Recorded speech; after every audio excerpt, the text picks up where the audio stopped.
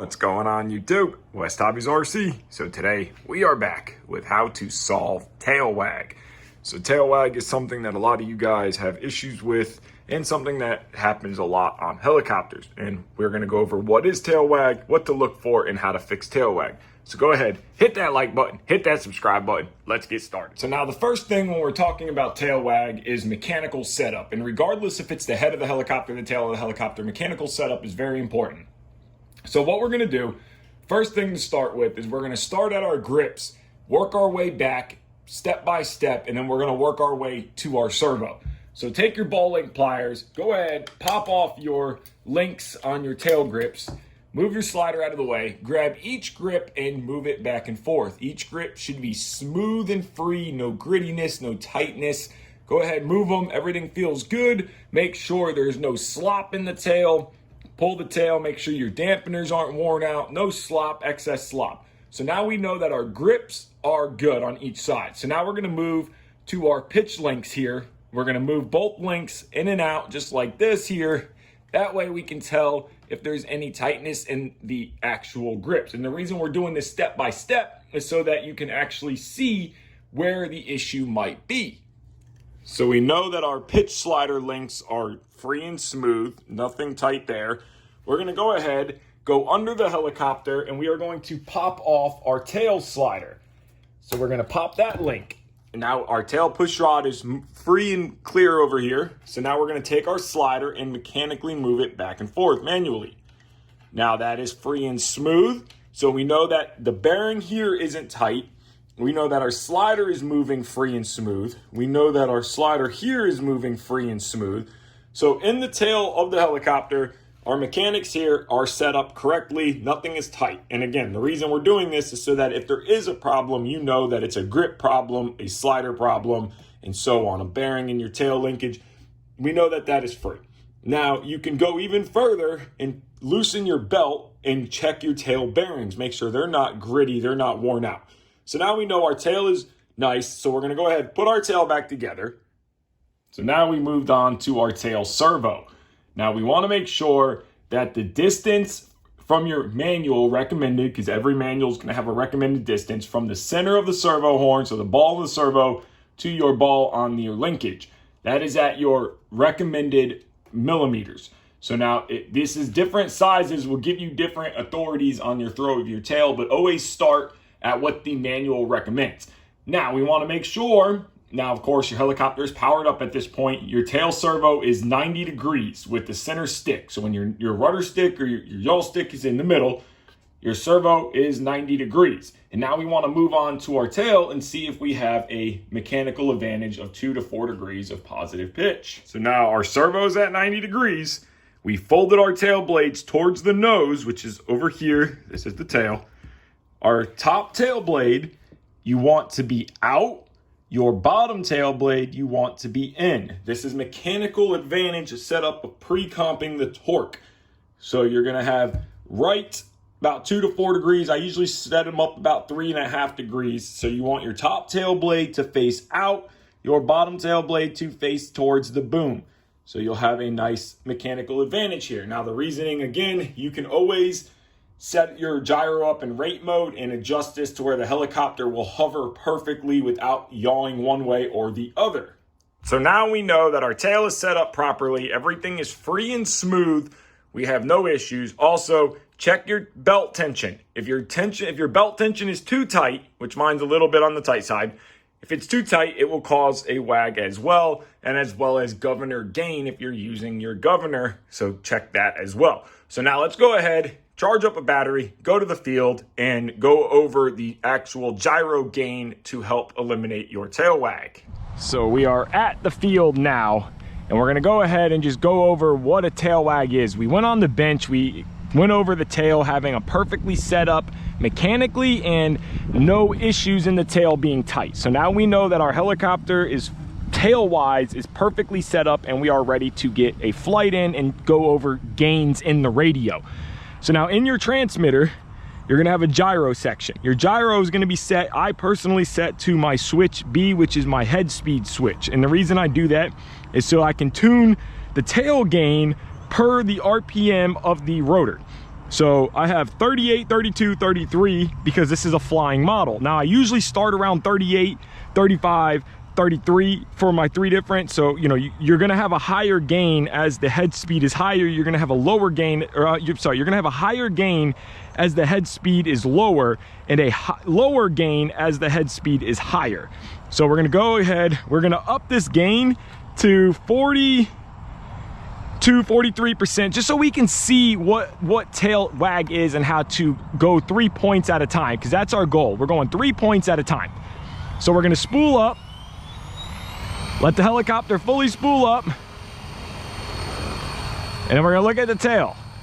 We got a slight wag. You see the tail start bouncing. If we turn the gain up, our tail's gonna bounce more. So let's go ahead and just turn the tail up a little bit just so we can see. So we're gonna up this gain to, we're gonna go high. We're gonna go 50%, because I want you guys to see the wag. So we know where we're starting. Now 50% is very high, and you wanna run your gain as high as you can without wag. So we're gonna lift, we got our tails wagging. It's still a slight wag, but it's a wag. We're gonna up our head speed. You see that tail wagging. The tail's jumping around, it's wagging. Idle up one. Higher head speed, slight wag. So now we're gonna come in. We're gonna land the helicopter. We're gonna go back into our gyro, and we're gonna lower, you wanna lower 3% at a time. So we got 1, 2, 3%, and then you would fly.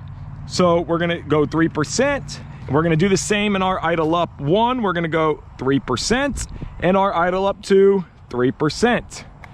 So now we're gonna go ahead and spool back up. Now we know, because I set it really high, so I know that our gains are too high. But this is what you're gonna do until you eliminate your tail wag.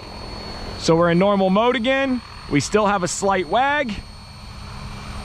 We have a slight wag, but we also wanna check tail stop. Now this is very low head speed. So the higher the head speed, the more easier it'll be to get rid of the tail wag. So now we're gonna go up into a normal or a higher head speed. Check that wag. Still got a little bit, but it's better than it was. We're gonna go to our highest head speed. Still got a tiny bit, but it's better than it was. Now we're gonna check for tail stops.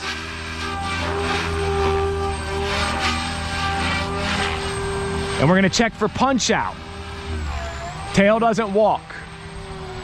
Now the tail walking, if you start getting too low on your gain, let me just shut it down. So when you start getting too low on your radio gain, you can start having tail walkout issues. Now tail stops is a different part of the gain issue, and we went over that in the actual setup. That's a different video about tuning the icon for your tail stops and your I's and your D's of the tail. But right now we're just going over the actual wagging issue. So we're gonna go ahead and drop our gain way back to where we had it. And then we're going to lower our gain just a tiny bit in position 1. And we are gonna lower, again, going 3 points at a time. Now also too, if you're running a governor, an internal governor in the hobby wing, governor gain will cause tail wag, okay? So governor gain will cause tail wag. I know it sounds weird, but it will happen. So if you're fighting a tail wag and you know your tail is mechanically set up, your tail's free and smooth, you have no issues there, no gritty, no binding, everything works like it should, we have the proper distance on our linkage, mechanical wise, everything like that. We got 3 degrees or so of right positive rudder with the servo at 90. You can't get rid of that wag. Go ahead and start lowering the internal governor gain. Icon sets it at 50. I find it to be way too high. I usually start around 35 for governor gain, and it will eliminate tail wag issues. Also too, on a brand new helicopter, tails are tight, so as you'll get a little bit of a wag. It is normal. So we're gonna go ahead, spool back up again, and we're gonna check and see how our 3% drop did.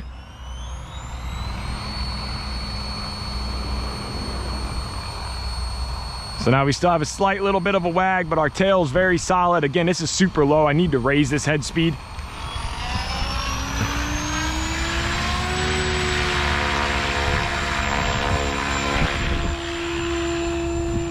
Slight kick.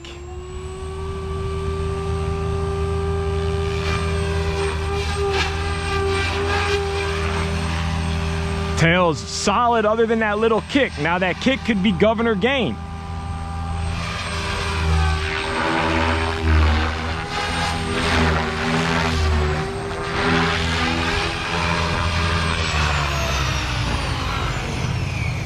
All right, so again, we're gonna lower 3% and we're gonna see how our tail feels. But again, if you go too low on that the tail gain, you will have tail blowout issues. And that's what I was just doing right there, is I was testing to make sure my tail is still holding. My tail doesn't feel like I'm running too low of a gain. So we're gonna go ahead and we're gonna drop it a couple more. And we're gonna run it there. I really don't like to go lower than 25, 26%. Anything lower than that, the tail doesn't start to hold real well. So start looking at the governor gain. So we're just gonna do a quick test hover real quick. And we're gonna end this video off.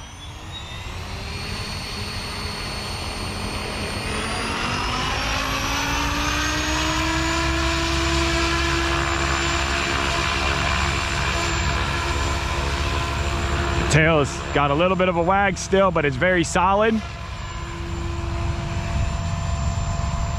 And also a slow wag is low gain, a fast wag is high gain. So let's show you raising the gain. So when you're getting a slow tick, tick, tick, tick back and forth on the tail, that's your gain being too low. So we need to up that. If you're getting a really fast wagging, like it's wagging like a happy dog, then your gain is too high. So we're gonna go ahead and raise our gain and see if we can get it to wag faster to show you the wagging of it faster. Now this is a process where it's just trial and error. You adjust, you adjust, you adjust. Some helicopters are perfect out the box. Some, that's a pretty solid tail right there. Up our head speed. See, our wag has gotten worse. We upped the gain, so now our wag is higher. Our wag has gotten worse, so we're too high. But our tail stop is good.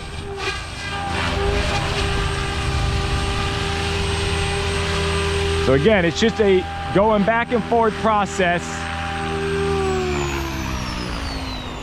So again, it's just a back and forth process of adjusting your gain until that wag goes away. Sometimes it can be very frustrating fighting a tail wag. Some helicopters don't ever have tail wag. So I hope this video has answered some of your questions about tail wag, how to get rid of it, how to adjust it. Again, I know by this little thing I just did that I am running too high of governor gain. So I need to lower my governor gain. That'll get rid of that little bit of wag, because it's not changing on the tail gain on the radio. It still has that little bit. And then there's also more advanced tail tunings, but the wag won't go away. Point in setting the tail farther until the wag is gone and you have a solid performing tail.